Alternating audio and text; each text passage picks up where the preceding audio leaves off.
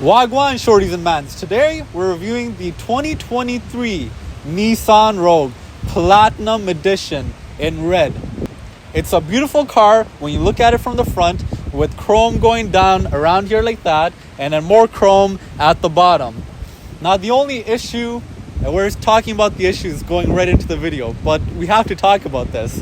The only issue with having chrome down here especially is when you're going through Eglinton West or any construction site in Toronto or anywhere in the world, any rocks that hit your car here, it's gonna chip it, it's gonna scratch it, and it's easy to see. So it's up to you if you want to get it laminated or some type of wrap on it. It's highly advisable, especially down here, because there is chrome and chrome does sometimes easily damage itself. But other than that, the front looks really beautiful, and it has a nice big Nissan logo here, the new Nissan logo, which is close to the size of my hand, which is pretty awesome. It has a nice plastic feel to it, and I would assume that there are sensors in there for safety protection and stuff like that. Over here, for the grille, you have a nice piano black feeling. Now, piano black does make me gag a bit, especially inside. But on the outside of the car, it looks amazing. It looks really nice, premium, and the shape of it, it has a nice hexagonal pattern. So the front looks really sleek and nice, and the chrome kind of adds more texture to it. The good thing with Nissan is they are following current trends with technology. You have daytime running LED lights, which are automatic, which means that once it gets a bit dark, your headlights will turn on automatically. And if you're driving in pitch black darkness, your high beams will turn on automatically, which is pretty incredible that they're doing this. Now, moving on to the engine of the car, it's a gas guzzling engine, it's not an electric car, so we got to talk about what performance it brings to your car. It is a 1.5 liter DOHC 12 valve 3-cylinder direct injection turbocharged engine producing 201 horsepower at 5,600 RPM and 225 pound-feet of torque between 28 to 4,000 RPM. Now, I had to read this because that is way too many words. So the people at Nissan, if you want to cut it down, please do so. But it's a pretty typical engine that you'd find in many compact SUVs and budget cars. One thing to note about this car is it's being pulled by a CVT. Duh. The wheels on the road go round and round, round and round, round and round. The wheels on the road go round and round on 19-inch aluminum wheels, because it is aluminum. Sturdy aluminum wheels, has a nice texture to it, and the car is being pulled on an all-wheel drive system, which is pretty awesome that Nissan offers this. With this car having vented disc brakes, which is basically fancy words for saying it has, regular brakes on the car. Now, this car ain't a Toyota Tundra. It is a Nissan Rogue. So it has, standard size mirrors here, which is pretty nice. It shouldn't be too big or rambunctious because you're not driving a big truck. It has turn light signals on the mirror. It has a camera here for its safety protection features and other features that we'll jump into later on the review. And it has a nice doorknob with the button on it, because you have keyless entry into this car. You just gotta hit this button right here. The car will lock itself. If you hit the button again, since the car was locked, now it's unlocking, and you open it, it opens up. You close the door, click the button again, walk away, the car is locked again, which is pretty awesome. So if you don't trust this feature on the car, you always have a key to use, so you can unlock the car through your keys. So that's a pretty good, decent feature. But it's annoying because you gotta pull out your pocket and hit the button. Moving on to the curves of the car. This car has some distinct features. You have a nice rounded shape here to make the car look friendly, because this is a compact family SUV. So it needs to look friendly. It needs to be for your wife while she drops your kids off at school, or your man, because it's 2023. Both you guys should be doing that. You have some more curves along the back of the car, which looks pretty nice. It gives the car, it's a subtle look to the car. The car, you can differentiate this vehicle with other vehicles on the road, and that's why certain curves and features are necessary on this car. And it does improve aerodynamics depending on if that's what the company was trying to do. I'm not trying to speak for Nissan here, as you move down, you do have some more chrome on some black plastic, which is a decent feature. Now moving to the right side of the Rogue, the money taker of the car. You push this right here and you expose a capless entry for 55 liters of regular fuel to be filled up into your Rogue, because your Rogue likes to eat 8.5 liters per 100 kilometers of city driving, which is pretty good, taking you 6.8 liters per 100 kilometers of highway driving and 7.7 liters for mixed driving, meaning half the time you're driving on the highway, half the time you're driving city, whatever you're doing, which is pretty incredible, not gonna lie, because it is a pretty big vehicle, right? You would expect a big vehicle like this to do 10 plus liters per 100 kilometer, regardless of if it's city or highway driving, but this is getting a really good mileage. So I wouldn't complain, right? It's a big vehicle, you're getting a lot of space, so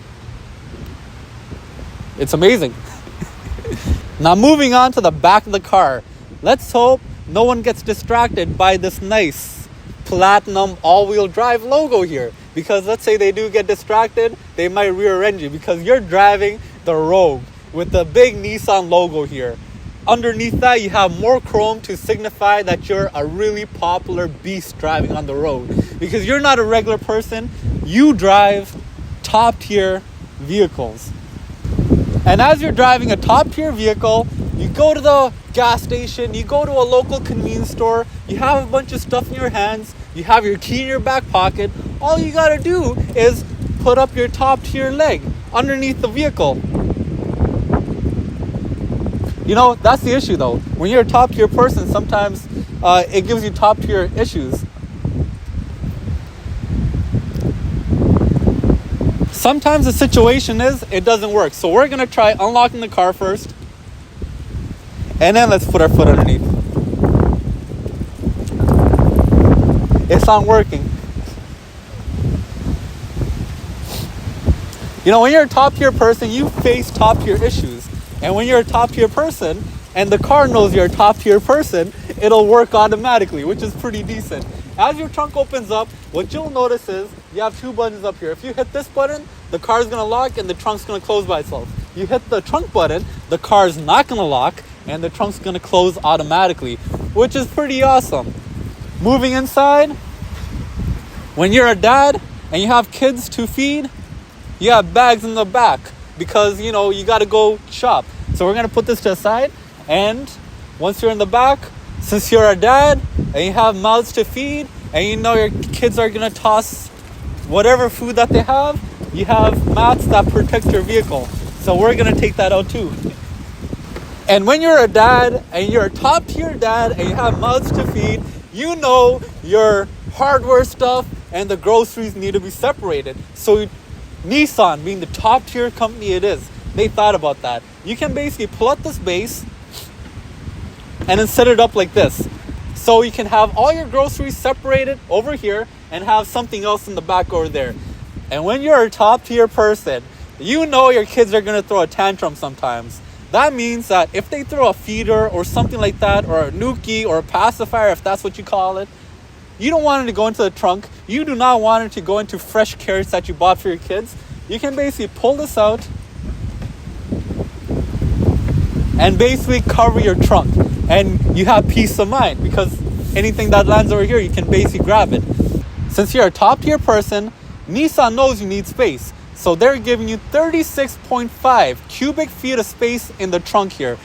Look at that, it's big. You can remove that cover, put it to the side, and basically go to the airport and pick up your buddy from Dubai and show them, hey man, I'm driving the top tier vehicle of Canada, which is pretty nice. Now, kind of moving into the car right now, we're gonna talk about the seats. You can fold them down by pulling this lever over here. You pull that down, that row basically goes down automatically. You know what the issue is? Or maybe it's not an issue, because we're lazy North Americans. If you want to unfold the seat that you just folded down, you got to open up the passenger seat and push it back up. It's not automatic, which is okay. You have the same feature to your left or right. If you're looking towards me, you push it down. Her seat. Oh. So if you were to pull it, the seat would roll down, but we do have a baby car seat in there because you are a top tier dad. and you are driving the 2023 Rogue. Now moving on to the back passenger seats of the car. It's pretty impressive, not gonna lie. Nissan knew what they're doing. You have a nice plastic top here. It has a nice brown accent to it, which gives it a distinct look. You have some peasant blockers or a sunshade for your baby because you're a hardworking dad or mom. Looks awesome. And on top of that, you have a pretty dark tint, which is offered by Nissan itself. Moving down, you have a nice leather interior here, which is pretty nice. It's black. And the reason it's leather is because, you have kids back here. They're going to drop stuff. They're going to do dirty stuff. Leather is easy to clean. You have a plastic handle, which looks like aluminum. Automatic windows here.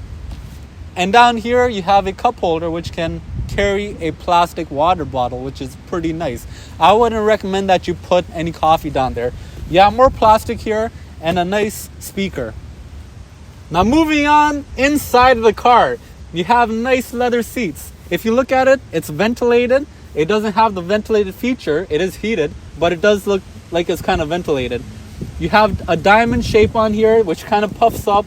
And you know what? Sitting in the car, it feels really nice. It feels like you're sitting on a couch, which is pretty decent. You have a nice leather back here, a nice storage behind the passenger seat, and namely, you have another nice storage behind the driver's side. Towards the center console, you have 2 air vents for your 2 passenger babies. And then you also have a climate control because this car does have 3-way climate, one for the passenger, one for the driver, and one for their back. And you have a USB Type-C charging port, and you have a regular USB charging port here too.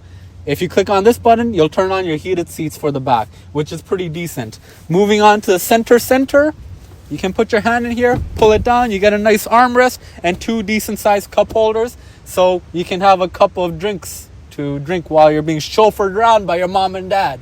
Now moving on to the passenger princess side of the car, it has a similar door shape to it. It has leather on it. It has the unlock, lock button, automatic windows, plastic doorknob, and a water bottle storage as well, which I wouldn't recommend that you put a coffee into. As you move in, you have some plastic down here, which looks like wood. You have more plastic, which looks like aluminum, a nice air vent, and a nice soft leather touch stitched in design here. Above that, you have the typical dashboard material that you'll find in any other car. You have a nice diamond shape with ventilated seats. It looks like it, but this car doesn't have ventilated seats option. It is only heated seats in this car, which kind of sucks because you could have put ventilated seats with this, ventilation pattern on here.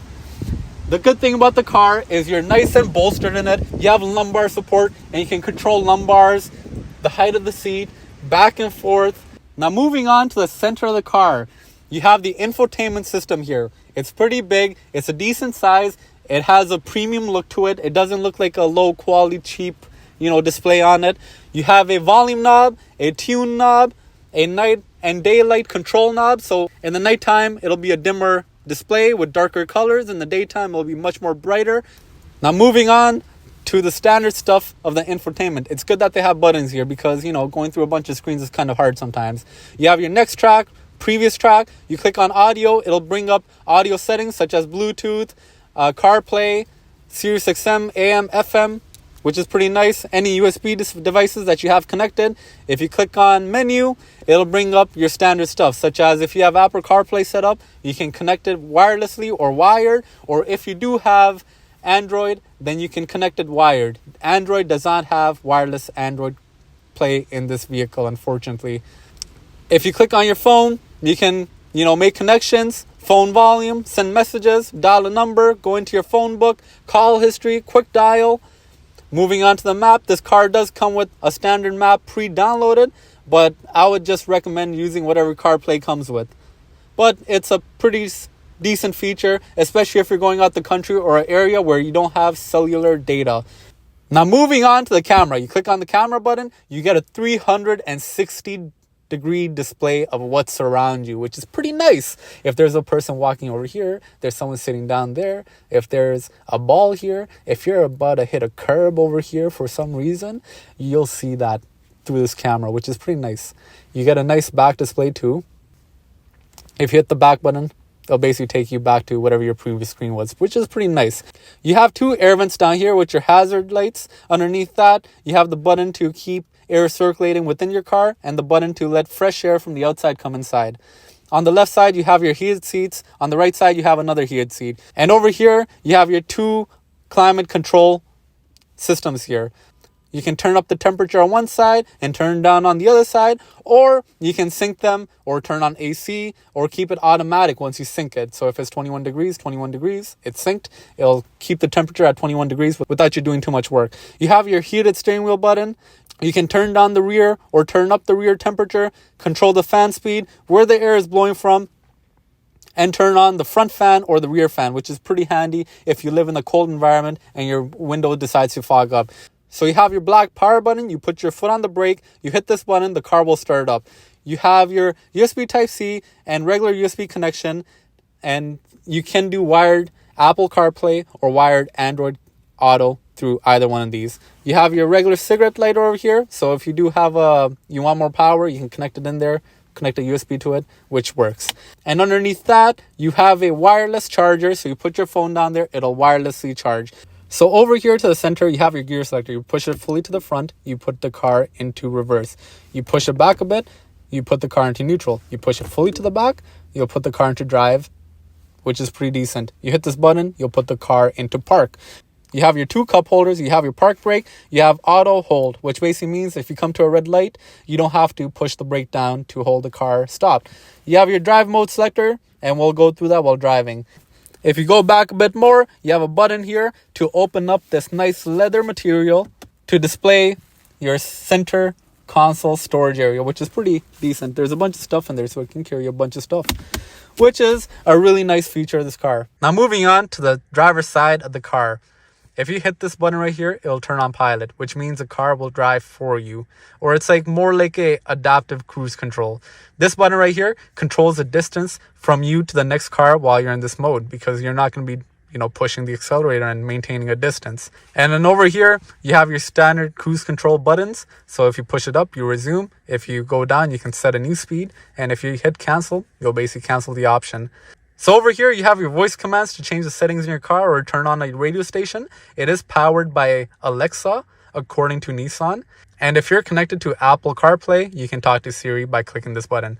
Over here, you have your hang up or pick up button for your phone. A big Nissan logo to the center and a horn, which is pretty nice. So now moving on to the left, you can hit this button to bring up your quick settings for your digital dashboard up here, which is pretty decent. You can go to the next track, last track, control your volume. And if you hit these two buttons right here, you can basically scroll through your different displays that your digital dashboard offers. So it's pretty nice. Now the awesome thing about this car is you do have a heads-up display in this car, which shows you your speed and what the speed limit is outside. So basically captures what the speed limit is and it displays it over here, which is pretty awesome. You don't have to keep looking down at your dashboard, and if you're ever going over the speed limit, you can correct yourself, which is pretty nice.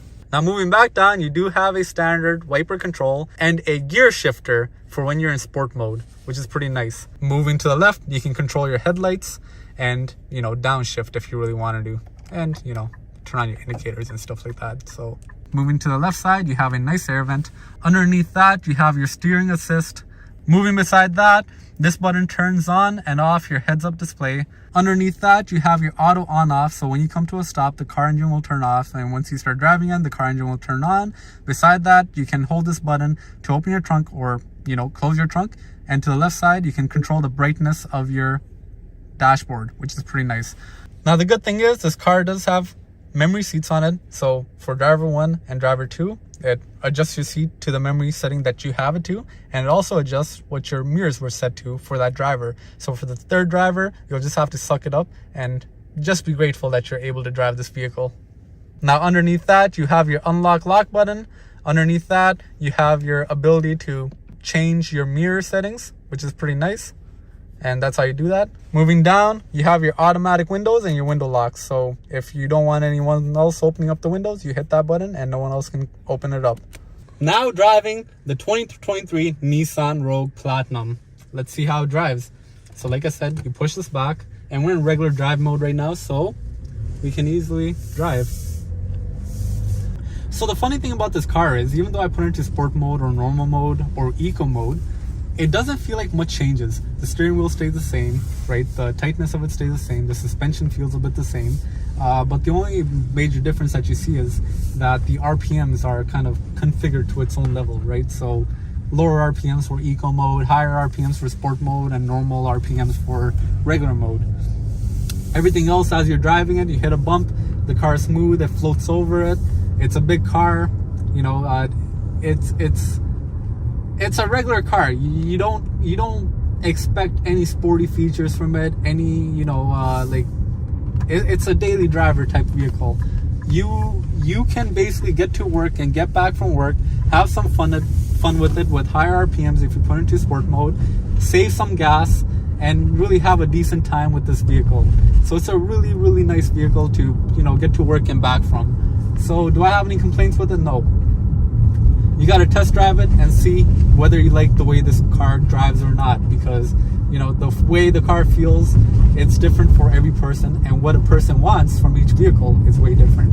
But I have no complaints. This car is smooth, it drives fine, and, you know, has some sport features and some, you know, snow features and off-road features, so you can, you know, really embrace this car if you want to do different things. So overall, this car is pretty nice, decent. It brings power to the wheels. It's not slow, it's not too fast. It's a decent family car.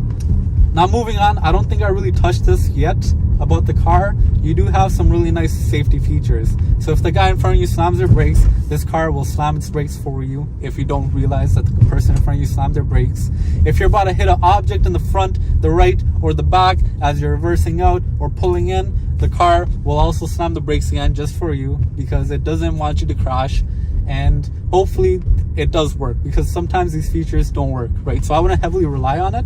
I would use it as a last case scenario, meaning like you got distracted for a second and something popped out, and hopefully this feature works.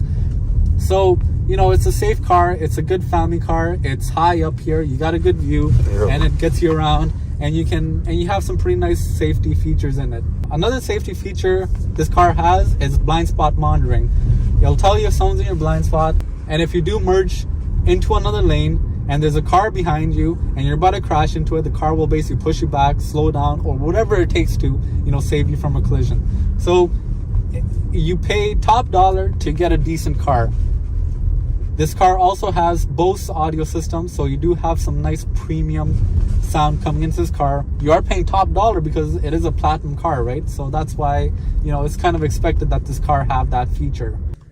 Now, since we have amazing time management skills, we kind of ran this video into nighttime. So we're going to be ending off the video inside the vehicle. And this car has a MSRP of $46,748 Canadian, which is a pretty hefty price tag, but you are getting the platinum model with platinum features, right? It's a decent car. If you do get the base or take out a couple of features, what they market this car at is it starts off at 43,748 Canadian dollars. So is it worth it? You know what? It's a big car. It's a nice, decent sized car with a lot of space in it, has some durable materials in it, and it has great fuel economy. Why shouldn't you get it if you have the money to get it and you need a new vehicle? And you don't see a lot of Rogues on the street, or you do see a lot of Rogues, but not this model. So if you do want a unique car, you can get this car. And overall, it's a decent car to have. Would I personally buy this car? Well, I'm more into sports. So based on the sports performance, maybe not.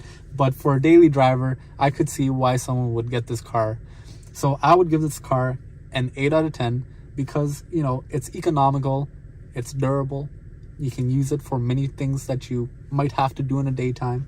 And, you know, there are no complaints. Over time, we just got to see whether it is reliable, because a lot of auto manufacturers, they do have reliability issues. And, you know, hopefully that this car will stand the test of time. So that is my review for the all-new 2023 Nissan Rogue Platinum with the moonroof, because I forgot to talk about the moonroof. So subscribe for more content, and we'll see you in the next car review. And let me know in the comments how it did so we can improve, and get you better reviews and content that you enjoy. Thank you for watching.